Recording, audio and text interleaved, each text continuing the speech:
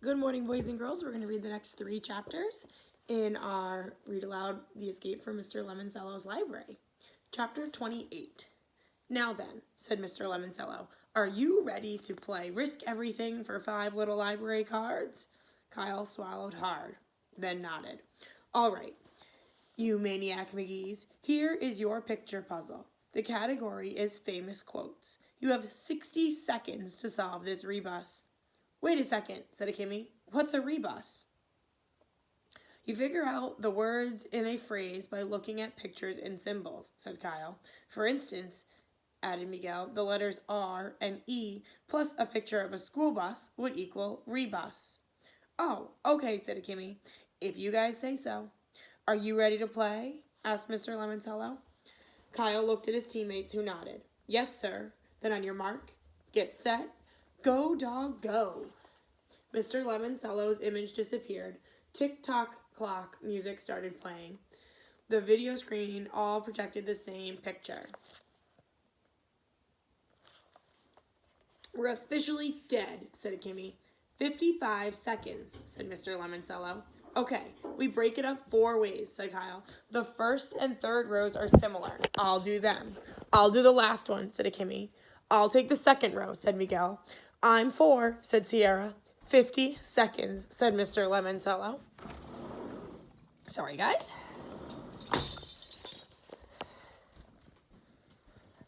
Everyone went to work. Mine is some guy hitting himself in the thumb with a GR and an O, muttered Akimi. Then the male symbol, where the LE equals RX. Marks? Does that make sense? Hello? Kyle? Is my second half marks? Kyle didn't answer. He was too busy deciphering his own clue lines. Outlet. Change the let to side. He mumbled. Golf minus G and the L, the letter A. 40 seconds. Dog. He dropped to the third line. He just needed the first word. Bowling pins without P, but add an I.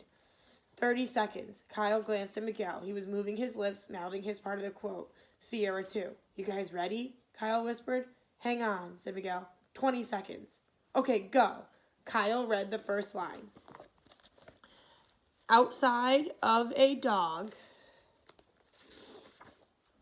Miguel picked up the thread. A book is a man's best friend. Kyle continued. Inside of a dog. Sierra took over. It's too dark to read. Akimi then brought it home. Groucho Marx. Is that your final answer? Asked Mr. Lemoncello. Yes, said Kyle. Then he repeated the entire quote. Outside of a dog, a book is a man's best friend. Inside of a dog, it's too dark to read. Groucho Marx. Bells rang. Chaser lights flashed. The audience went wild. Akimi and Sierra actually squealed and hugged each other. You are correct, shouted Mr. Lemoncello. There's no dead end in Norvell, not today. Take those 5 library cards, Team Kyle. You won them fair and square. Charles and Andrew heard a commotion on the 3rd floor. Bells ringing, an audience whooping it up, girls squealing. Come on, said Charles. They raced up the stairs and peeked into the Electronic Learning Center. Kyle Keeley and his teammates were all hugging each other and slapping high fives. On every video screen in the game room, Charles could see a pictogram puzzle.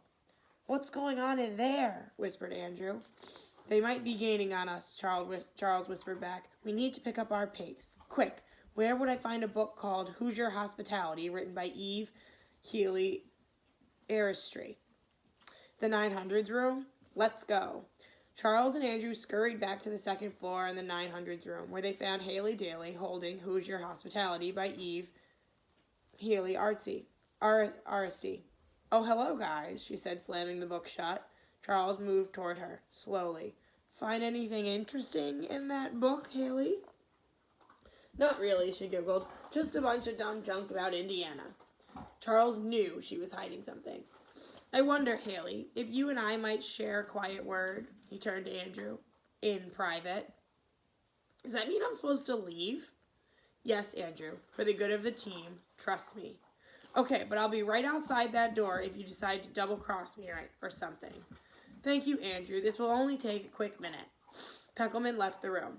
Smiling, Charles moved closer to Haley, so close he could smell her bubblegum, or shampoo, or maybe both. Let's step over here, he said, taking Haley by the elbow. I found another fascinating book that I think you'll just love. He guided her to a spot behind the bookcase where their conversation couldn't be observed by the security camera blinking up in the ceiling.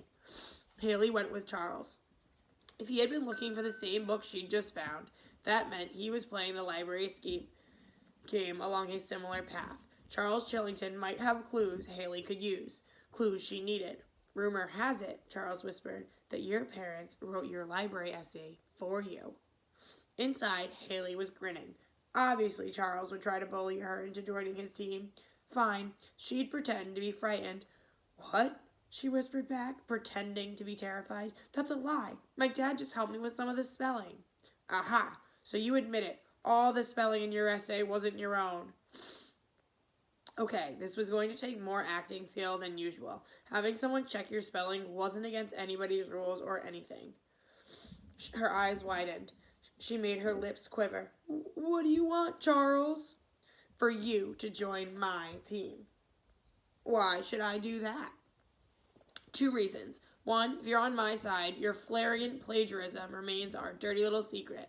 And 2, I know what to do with that silhouette card you just found in the Hoosier Hospitality book.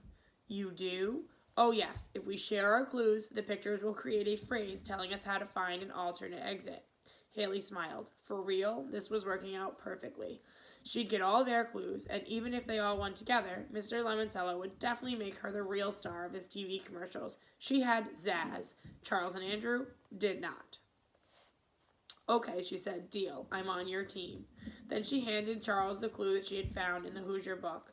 Of course, said Charles. After all, Indiana is the Hoosier state. Chapter 29. Oh man, said Kyle, leading his team around the balcony back to the young adult room. 9 library cards. This is fantastic. They gathered around a table. Okay, guys, time for everybody to put their cards on the table. Literally. The teammates set down their cards, and Kyle spread out the 5 from the discard pile. Akemi pulled out a pad and wrote all the information on one master list. Look at her list here. Books/authors on the backs of library cards. Card number 1, Miguel Fernandez. Incident at Hawks Hill by Alan W. Urquhart and No David by David Shannon. Card number 2, Akemi Hughes. 1 Fish, 2 Fish, Red Fish, Blue Fish by Dr. Seuss / 9 Stories by J.D. Salinger. Card number 3, Unknown. Card number 4, Bridget Wadge. Tales of a 4th Grade Nothing by Judy Blume and Harry Potter and the Sorcerer's Stone by J.K. Rowling. Card number 5, Sierra Russell. The Egypt Game by Zephilia Keatley Snyder and The Weston Game by Ellen Raskin. Card number 6, Yasmin Smith-Snyder. Around the World in 80 Days by Jules Verne and The Yak Who Yelled Yuck by Carol Puglino Martin. Card number 7, Sean Keegan. Olivia by Ian Falconer and Unreal by Paul Jennings. Card number 8, Unknown. Card number 9, Rose Vermette. All of a Kind Family by Sidney Taylor and Scat by Carl Hyson. Card number 10, Kayla Corson. Anna to the Infinite Power by Mildred Ames and Where the Sidewalk Ends by Shel Silverstein. Card number 11, Unknown. Card number 12, Kyle Keeley. I Love You, Stinky Face by Lisa McCourt and The Napping House by Audrey Wood. Wow, said Sierra, that's a lot of good books. But what do all those authors and titles mean? It means we need Charles, Andrews, and Haley's cards, said Kyle. Really? Said Akemi, because if you ask me, we already have way too much information. Well, said Kyle, maybe later we'll find a clue that'll tell us how to read this clue. How are we going to do that? Asked Miguel. Have you ever played this? Kyle pointed to the Bibliomania box. Nope, but I always wanted to. Well, we were just about to set up a game. Does this have anything to do with finding our way out of the library? We sure hope so, said Akemi. Awesome. By the way, Kyle said to Miguel, what'd you find in the Arts and Artifacts room? Yeah, said Akemi, all those papers you were trying to hide from us? Miguel grinned. The original blueprints for the Gold Leaf Bank building? Clever, said Kyle. That way you could look for old exits that might still be exits under new walls. Exactly. But did you find any extra exits? Said Akemi. Nope, no hidden windows either. Yeah, what's up with that? How come they built this place with so few windows? To discourage bank robbers, I guess, said Kyle. Yep, said Miguel. The only way in is through the front door. The fire exits could only be opened from the inside, like at a movie theater. The vault itself was all the way down in the basement. Mr. Lemoncello kept all that security, said Kyle, and added his own. So it would seem. Well, hopefully Bibliomania will lead us to some kind of alternate exit. And fast, said Kimmy. Don't forget, we're not the only ones playing this game. One of those other guys is probably halfway out the door already. Okay, said Kyle. Gameplay is pretty simple. You spin the spinner and you advance your piece around the number of spaces the needle points to. You move around the library and go into each of the 10 Dewey Decimal rooms where you can pick up a book by answering a clue card. If you guess wrong, you get a new clue card in the same room on your next turn. The first person to fill the 10 slots in their bookshelf and spin their way out of the library wins. Sort of like Trivial Pursuit, said Sierra, and the questions aren't all that hard because they're mostly multiple choice. Let's hear one, said Miguel eagerly. The cards were separated into 10 multi-colored mini stacks, one for each room. Kyle grabbed a green card. Okay, this is for the 800s room, literature. Deathly ill and pursued by ring rats, Frodo Baggins was carried safely across the River Bruin on the gleaming white elf horse of Glorfindale named A. Asphodel, B. Asphalloth, C. Alamarian, or D. Anglichel. Akimi shook her head like she was having a brain freeze. What? I think the answer might be A, said Miguel. They're all A's, said Kyle. It's B. Asphalloth, said Sierra. It's from J.R.R. Tolkien's Lord of the Rings. Kyle flipped the card over and read the answer. You are correct. You get a copy of the Lord of the Rings to put on your bookshelf. So, Kyle, said Kimmy, exactly how is knowing the name of an elf horse going to help us get out of the library? Maybe it's like a secret code, said Miguel, and when the 10 book titles form a sentence telling us how to get out. Possibly, said Kyle, but I see one problem. What's that? It's too random. Mr. Lemoncello would have no idea which 10 cards we might pick. Well, said Sierra, maybe there are only 10 questions, one for each room. Kimmy grabbed the stack of cards, fanned them out. Nope, they're all different. Hang on. Kyle was remembering something about another game, Mr. Lemoncello's indoor-outdoor scavenger hunt. How his mother had been able to write the company and request a fresh set of cards. He turned to the video camera mounted in the corner. I'd like my library consultation, please. What's up, Kyle? Asked Miguel. I'm playing a hunch. The holographic Mrs. Tobin appeared behind the young adult librarian's desk. How may I help you, Kyle? My friends and I want to play Bibliomania, but we were wondering, is there a new set of cards? Yes, Kyle, there is. A fresh deck of cards popped up through a slot in the desk. Chapter 30. We'll just play one bookshelf, said Kyle, because we're a team right now. We're a team now, right, bro? said Miguel. Right, plus, we don't have all day. Well, said Kimmy, technically we do. In fact, we have the rest of today and tomorrow till noon. We've got like 19 hours left, said Miguel. But Charles and the others, said Sierra, they could beat us. Right, said Kyle. After all, he is a Chillington, and according to Sir Charles, they never lose. Miguel, you're the newest member of our team. You can spin first. Miguel rubbed his hands together, limbered up his fingers, practiced flicking his index finger off his thumb, and made sure to get a good snap and follow through. Would you please hurry up and spin before my brain explodes, pleaded Kimmy. No problem. Miguel flicked the plastic pointer. It whirled around a cardboard square decorated with sunburst of 10 colorful triangles. Booyah! The triple zeros. General knowledge. That's not so great, said Kyle. How come? You get to move 0 spaces. Oh, bummer. Kimmy shot up her hand.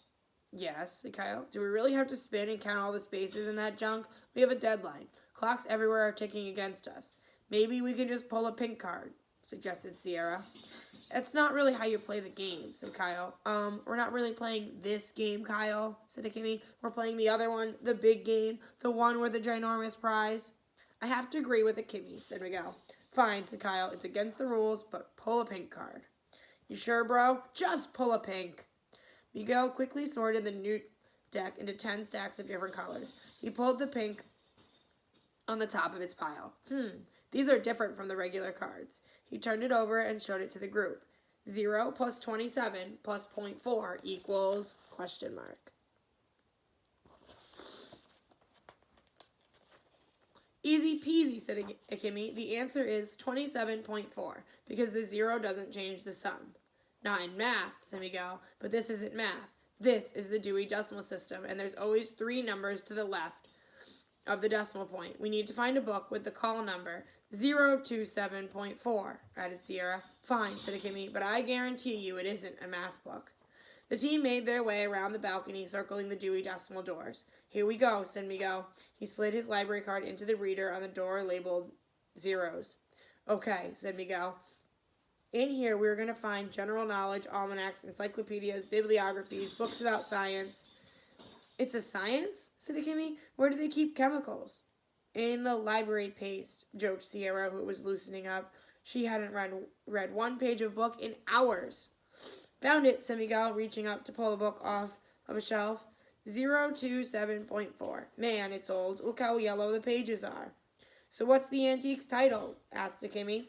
Get to Know Your Local Library by Amy Elasno and Aaron Downey. Miguel held the book so that everybody could see the cover. It was illustrated with a cartoony-looking detective in a checkered hat that was holding up a magnifying glass to examine books on a shelf. Looks like a library guide for kids, said Miguel, opening the cover to read one of the inside pages. First publication was way back in 1952. He flipped through a few pages. It explains the Dewey Decimal System, contains a glossary of library terms, a brief history of libraries. He reached the back of the book. Awesome. What? Asked Kyle, and he and the others moved closer to see what Kyle had found. It's an old-fashioned book slip from Alexandria Public Library. The one they tore down? Yep, and this card is tucked into his sleeve, glued to the back cover. Comes from the olden days when they used to stamp the date the book was due on a grid, and you had to fill in your name under issue 2. And look who checked this book out on the 26th of May in 1964. Kyle's and the others looked. Luigi Lemoncello. Down on the first floor, Charles used his library card to open the door to Community Meeting Room A. Who is to have access to this room? Cooed a soothing voice from the ceiling. Me and my teammates, said Charles, Andrew Peckelman and Haley Daly. Thank you. Please have Andrew Peckelman and Haley Daly swipe their cards to the reader now. Both of them did. Thank you. Entrance to Community Room A will be limited to those approved by the host, Charles Chillington. Have a good meeting. Charles and his team entered the slick, ultra-modern, white-on-white conference room. There were 12 comfy chairs set up around a glass-topped table and a cabinet filled with top-of-the-line audio-visual equipment. You can write on the walls, said Andrew. They're like smartboards at school. Excellent, said Charles, clasping his hands behind his back and pacing around the room. Now, when we find all 12 pictograms, we lay them out according to their position in the staff picks display case. They will create a rebus for a phrase that I am quite certain will tell us exactly how to exit this library without triggering any alarms. Therefore, it is time for us to all lay our cards on the table. Haley nodded, pulled 2 more silhouettes out of the back pocket of her jeans. I found one of these in a cookbook, she said. The other was found in the juvenile section. Nancy drew Mystery at the Lilac Inn. There were blank note cards in this drawer, announced Andrew. We should use them as placeholders for the books we still need. They laid out the 3x4 grid of cards on the tabletop.